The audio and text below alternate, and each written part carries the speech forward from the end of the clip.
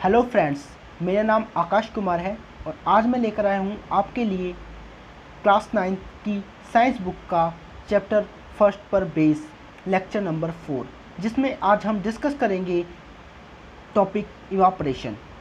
इससे पहली वीडियो में हम आपके साथ डिस्कस कर चुके हैं about various state of matter and interconversion of matter. तो बेटा चलते हैं अपने इवापरेशन टॉपिक पर। Evaporation. Do we always need to heat or change pressure for changing the state of matter?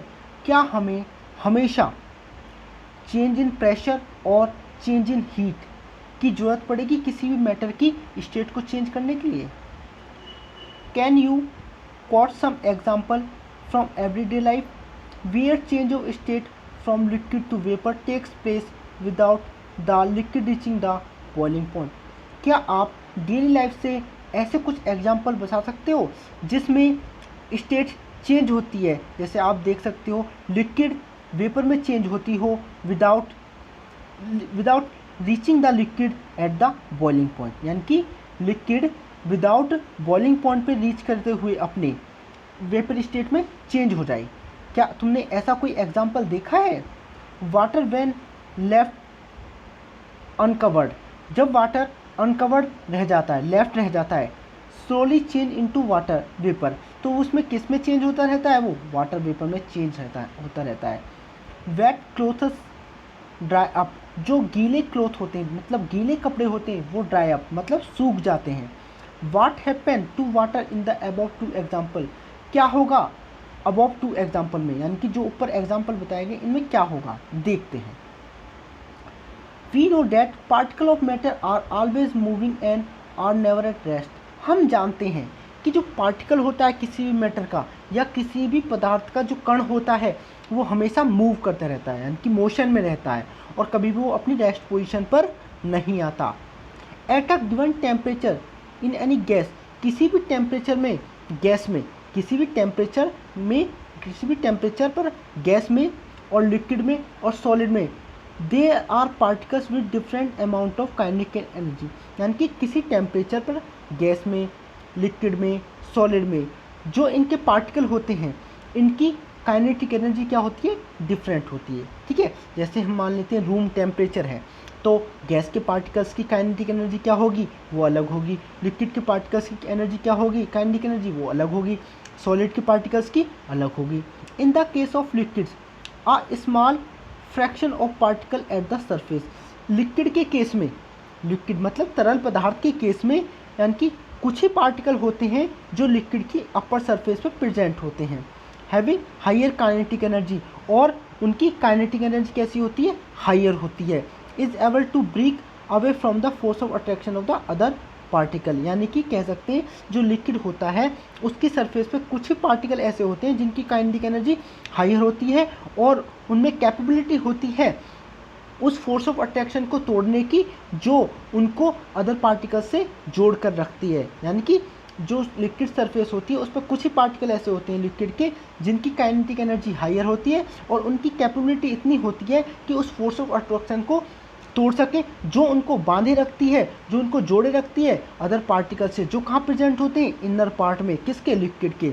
And get converted into vapour, और उसको किस में कन्वर्ट हो जाती है? वेपर में कन्वर्ट हो जाती है। यानी कि कुछ ही ऐसे पार्टिकल होते हैं जिनकी काइनेटिक एनर्जी हायर होती है और वो उस फोर्स ऑफ अट्रैक्शन को ब्रेक कर सकते हैं जिसकी मदद से वो पार्टिकल साथ जुड़े रहते हैं और ईजिली कन्वर्ट हो जाते हैं किसमें? वाटर वेपर में।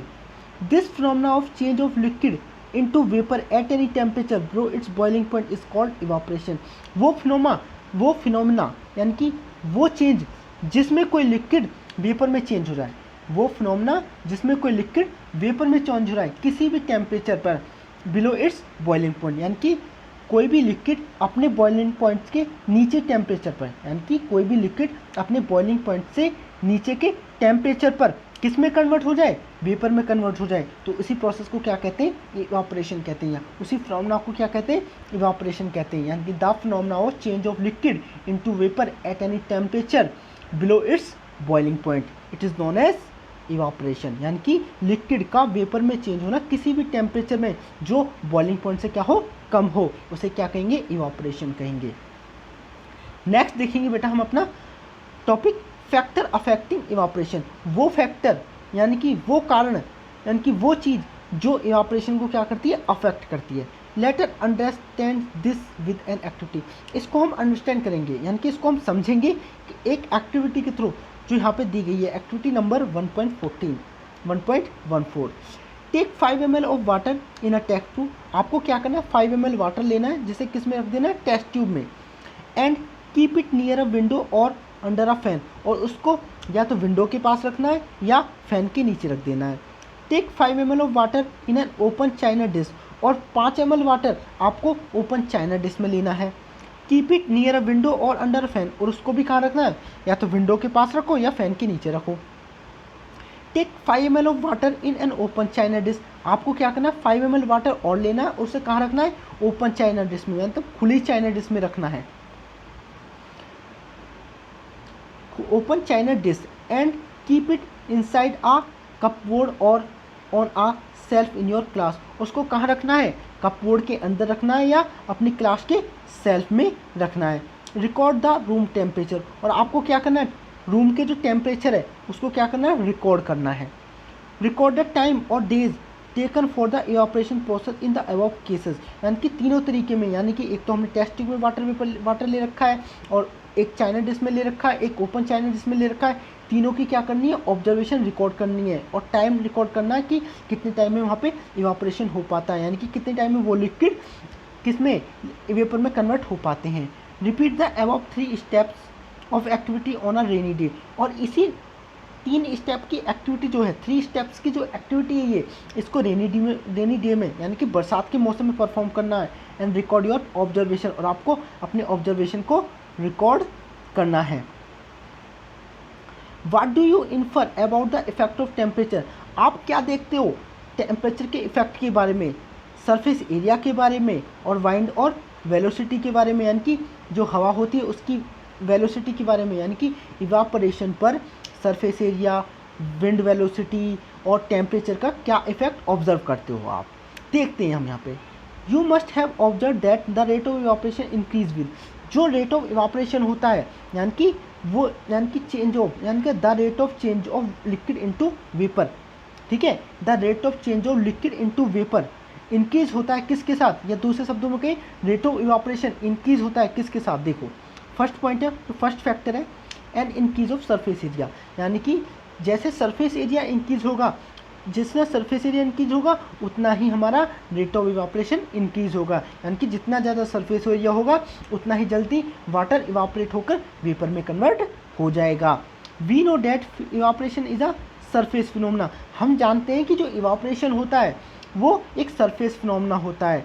If the surface area increase, अगर सरफेस एरिया इंक्रीज होता है तो रेट ऑफ इवापोरेशन भी क्या होगा, इंक्रीज होगा, क्या होगा, इंक्रीज होगा।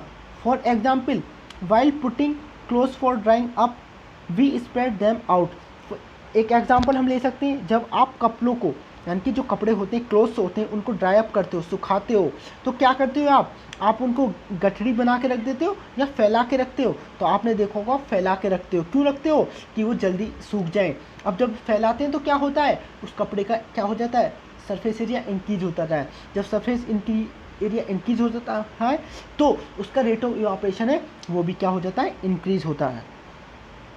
नेक्स्ट पॉइंट है एन इंक्रीज ऑफ टेम्परेचर, कि टेम्परेचर का इफेक्ट क्या पड़ता है।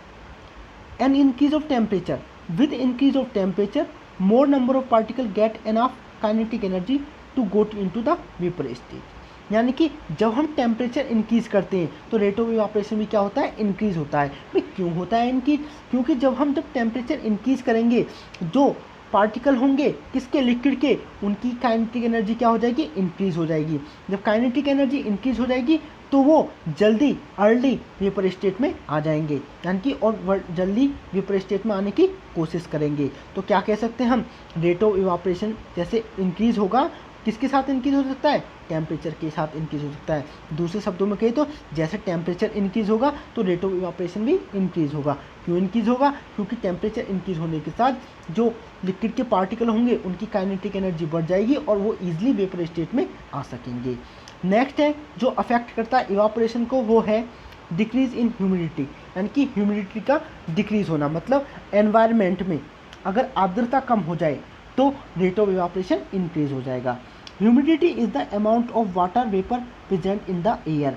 ह्यूमिडिटी का मतलब होता है वो अमाउंट ऑफ वाटर वेपर, यानी कि वाटर वेपर की वो अमाउंट जो पहले से एटमॉस्फेयर में प्रेजेंट है या एयर में प्रेजेंट है, उसे क्या कहते हैं, ह्यूमिडिटी कहते हैं। ठीक है, amount of water vapour present in the air is known as humidity. ठीक है, amount of water vapour present in the air is known as humidity. The air around us can not hold more than a definite amount of water vapour at a given temperature. जो हमारे आसपास की air होती है या liquid के आसपास की एयर होती है, वो उसमें एक पार्टिकुलर अमाउंट ऑफ वाटर को होल्ड करने की क्षमता होती है, यानी कि एक पार्टिकुलर अमाउंट, यानी कि definite amount of water vapour को क्या करने की, होल्ड करने की क्षमता होती है एक गिवन टेम्परेचर पर। अगर हम उससे ज़्यादा वाटर वेपर एनवायरनमेंट में क्रिएट करेंगे तो उसको होल्ड नहीं कर सकेगा। जब होल्ड नहीं कर सकेगा तो क्या होगा, जो लिक्विड है वो इजीली वाटर वेपर में कन्वर्ट नहीं हो सकेगा।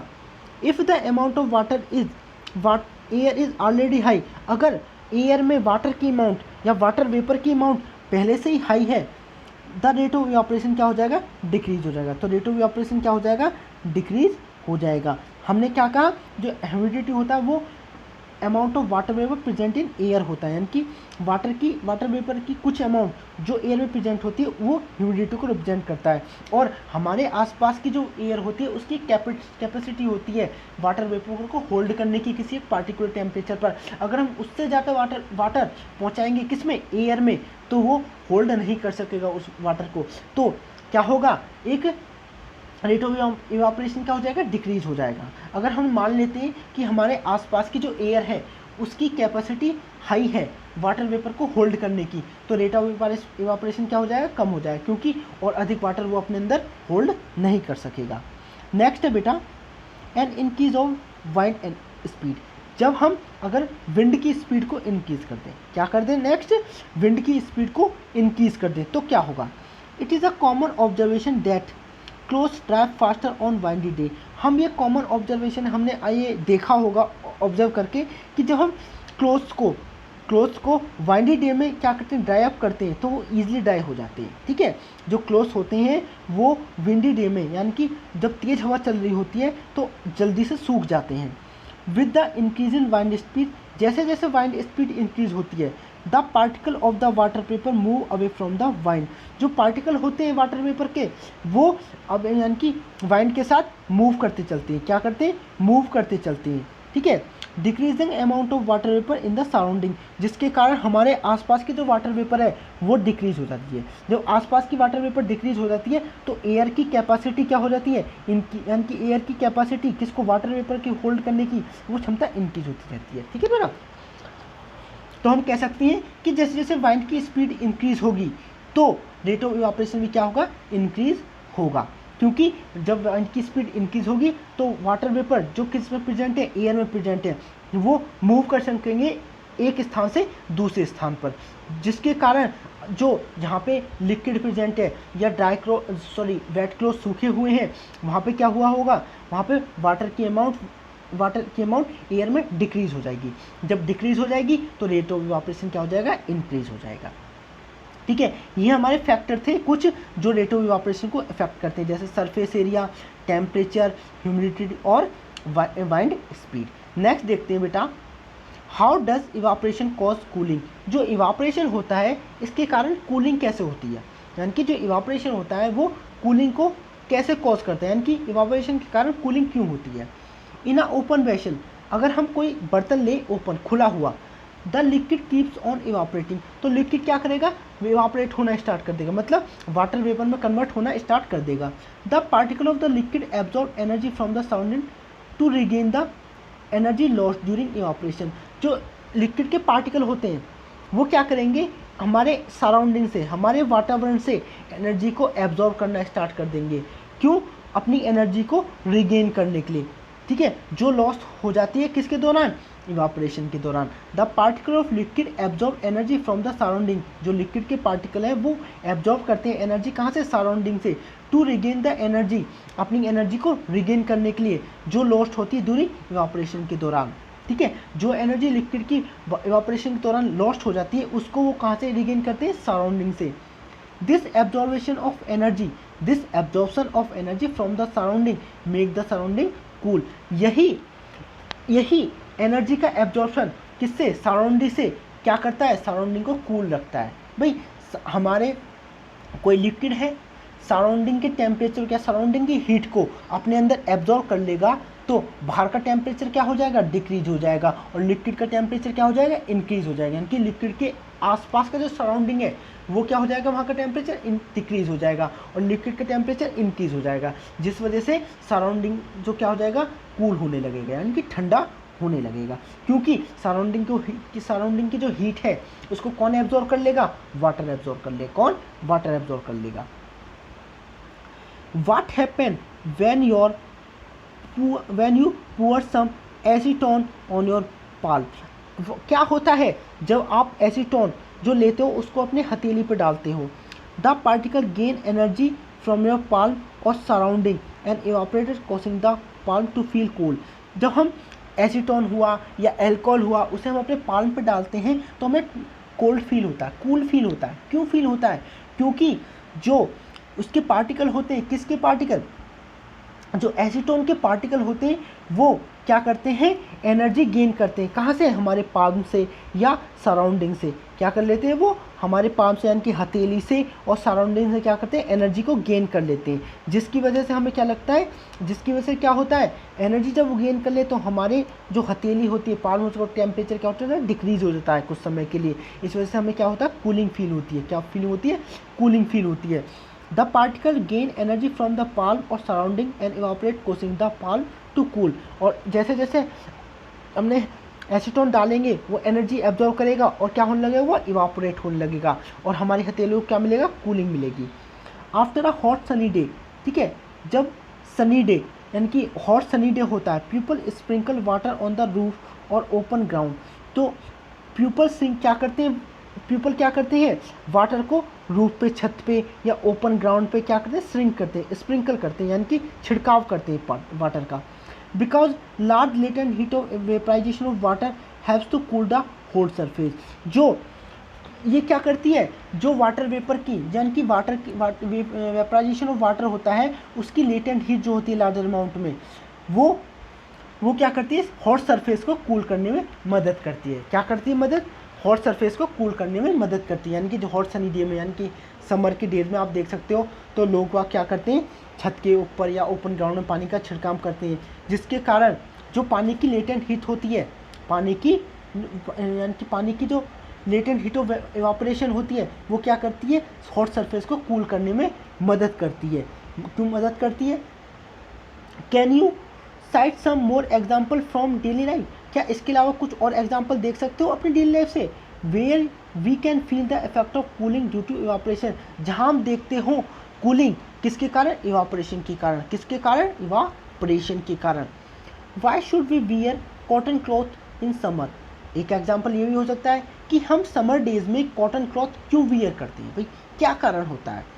During summer we perspire more because of the mechanism of our body keeps our cool. यानी कि समर के डेज में हम क्या करते हैं, पसीने ज़्यादा निकालते हैं, because mechanism of our body, हमारी बॉडी का कुछ ऐसा मैकेनिज्म होता है जिसके थ्रू हमारी बॉडी से क्या निकलता है, पसीना निकलता है, हीट निकलती है, विच कीप्स अस कूल, जो हमें क्या रखती है, कूल करती है। क्या रखती है, कूल रखती है। We know that during evaporation, हम जानते हैं इवापोरेशन के दौरान the particle at the surface of the liquid gain energy from the surrounding. हम जानते हैं कि जो लिक्विड होता है उसकी सरफेस पे जो पार्टिकल प्रेजेंट होते हैं इवापोरेशन के दौरान सराउंडिंग से एनर्जी को गेन करते हैं, तभी तो वो क्या करेंगे, इवापोरेट हो सकेंगे और बॉडी सरफेस और चेंज इनटू वेपर। हम जानते हैं कि जो इवापोरेशन होता है तो लिक्विड की सरफेस पे जो पार्टिकल होते हैं वो सराउंडिंग से या बॉडी सरफेस से एनर्जी को एब्जॉर्ब करते हैं और किस में चेंज हो जाते हैं, वेपर में चेंज हो जाते हैं। The heat energy equal to the latent heat of vaporisation is absorb from the body. ठीक है, जो हीट एब्जॉर्ब की जाती है कहाँ से, सराउंडिंग से, ठीक है, वो किसके बराबर होती है, वो बराबर होती है वाटर की लेटेंट हीट के।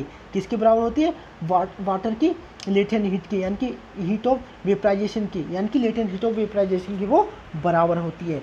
यानी कि जैसे कोई लिक्विड है वो क्या एब्जॉर्ब कर रहा है, सराउंडिंग से हीट एब्जॉर्ब कर रहा है या बॉडी से हीट एब्जॉर्ब कर रहा है, जो हीट एनर्जी एब्जॉर्ब की है वो किसके बराबर होती है, वेपराइजेशन यानी कि लेटेंट हीट ऑफ वेपराइजेशन के बराबर होती है। ठीक है, is absorb from the body living the body cool. ठीक है, जब हम वो लिक्विड कहाँ से, बॉडी से या सराउंडिंग से एनर्जी को एब्जॉर्ब कर लेता है तो हमारी एनर्जी क्या लॉस कर देती है, हीट एनर्जी लॉस कर देती है, जिसकी वजह से हमको क्या लगता है, कूल लगता है। Cotton being a good absorber of water help in absorbing the sweet, यानी कि जो कॉटन होता है वो वाटर का गुड एब्जॉर्बर होता है। क्या होता है, वाटर का गुड एब्जॉर्बर होता है, यानी कि वाटर को ईजिली एब्जॉर्ब कर लेता है, जिसकी मदद से जो हमारा स्वेट होता है, पसीना होता है, उसको भी ईजिली एब्जॉर्ब करता है। And exposing it to the atmosphere और ईजी इवापोरेशन, और उसको कहाँ पे लाता है, एटमॉस्फेयर में, जिससे वहाँ पे आके वो ईजिली इवापोरेट हो सके, ईजिली क्या हो सकते हैं, इवापोरेट हो सके।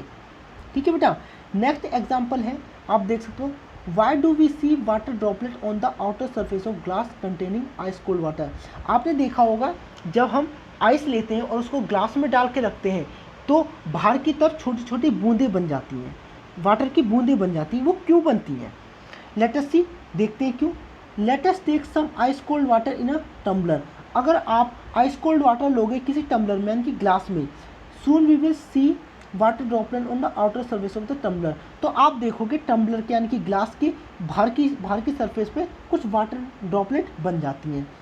The water vapour present in the air, जो वाटर वेपर एयर में प्रेजेंट होती है, किसमें, एयर में प्रेजेंट होती है, on coming in contact with the cold glass of water, तो जो वाटर वेपर कहाँ पे प्रेजेंट होती है, एयर में प्रेजेंट होती है, वो किसके कॉन्टैक्ट में आती है, जो कोल्ड ग्लास होती है, कोल्ड ग्लास होता है, वाटर का कोल्ड ग्लास होता है, उसके संपर्क में आता है, loss energy and gets converted into liquid state, और वो क्या करता है, एनर्जी को लॉस करते था और किस में कन्वर्ट हो जाता है, लिक्विड स्टेट में कन्वर्ट होता है, जिसके कारण वाटर ड्रॉपलेट बन जाती है। कहने का मतलब ये है, जब हम आइस कोल्ड वाटर किसी ग्लास में लेते हैं तो बाहर की सरफेस पे बूंद क्यों बनती है, भाई जो आसपास का वातावरण होता है उसमें वाटर वेपर प्रेजेंट होती है, यानी कि वाटर वेपर क्या होती है, प्रेजेंट होती है, वो आइस कोल्ड जो वाटर होता है ग्लास के कांटेक्ट में आती हैं। जब कांटेक्ट में आती हैं तो क्या होता है, वो जो ग्लास होती है,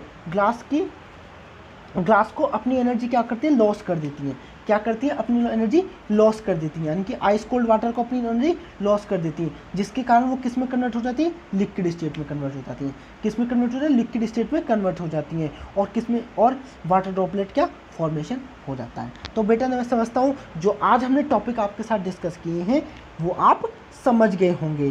ठीक है, या कहीं भी आपको किसी भी टॉपिक में या किसी भी टॉपिक से रिलेटेड प्रॉब्लम हो तो आप मुझे शेयर कर सकते हो, और आपको नहीं समझ में आ रहा हो या कहीं दिक्कत हो तो इससे रिलेटेड आप मुझे कमेंट के थ्रू बता सकते हैं, और नहीं तो मैं समझता हूँ जो मैंने आज आपको टॉपिक क्लियर किए हैं वो आपको अच्छी तरीके से समझ में आ जाएंगे। तो आप मेरी वीडियो को ज़्यादा से ज़्यादा देखिए, जिससे आपका कंसेप्ट बहुत अच्छी तरीके से क्लियर हो जाएगा। और मैं चाहूँगा अगर आप मेरी इस वीडियो को पसंद करते हो तो मेरी वीडियो को अधिक से अधिक लाइक करो और अपने फ्रेंड के साथ शेयर करो, जिससे आप शेयर करोगे तो मुझे और मोटिवेशन फील होगा, तो मुझे मोटिवेशन फील होगा तो मैं और से अधिक आपके लिए वीडियो बनाकर लाऊंगा। ठीक है, तो देखते रहिए मेरी इस वीडियो को और अधिक से अधिक शेयर करते रहिए, और लोगों से या अपने फ्रेंड सर्कल में इसे शेयर करके कहिए कि इस चैनल को अधिक से अधिक सब्सक्राइब करें। Thank you.